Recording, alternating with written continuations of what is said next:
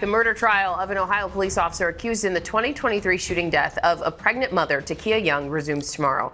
Officer Connor Grubb is charged with multiple counts of murder, involuntary manslaughter, and felonious assault in the deaths of the 21-year-old and her unborn child. Grubb has pleaded not guilty. ABC News contributor and trial attorney Brian Buckmire joins me now to talk about this. Brian, thank you for being with us. So the prosecution cross-examined Sergeant Eric Moynihan on Friday, who was the other officer on the scene.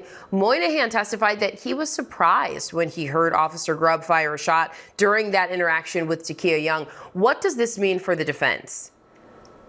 Yeah, so it's an important aspect of this case because you have Moynihan, who is there seeing the same incidents as Grubb is, the individual who's being charged with those counts that you put out there. And the jury is going to have to look at this and say, okay, if this officer in this scene and the same particular facts did not see a reason to either take out his firearm or discharge his firearm, why did an officer in a similar situation believe it be appropriate? And in evaluating whether or not his response is reasonable, this might be detrimental to the defense overall.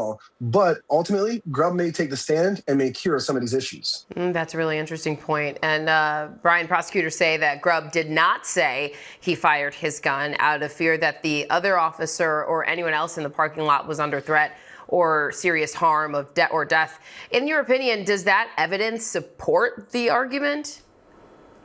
Yeah, it's a strong argument for the prosecution. So we're in somewhat out of a misorder here in the sense of the defense had had the opportunity to call some of their witnesses. The prosecution is still putting on their case. And the reason why we've had these misorder of witnesses just for scheduling. The prosecution still has their case.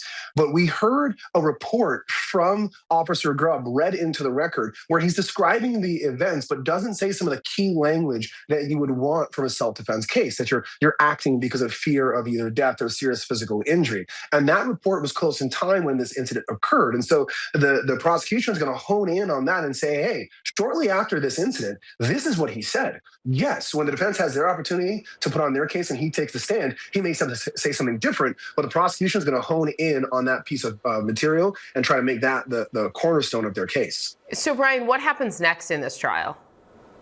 So we know the prosecution still has some witnesses to put forward. I think we're going to see the defense put on their witnesses, and there might be a battle of the experts, so to speak. We heard a reconstructionist expert from the prosecution say that Grubb could have gotten out of the way. He wasn't in serious danger from the vehicle. I would expect the defense to put on their witness or their expert and say, hey, this is a 3,500-pound weapon that could have seriously harmed Grubb, and that's why he had to use deadly force. And then ultimately, I do expect Grubb to take the stand and testify as well as to what he saw, what he heard, and what he felt. And then we'll have the case put in the hands of the jury.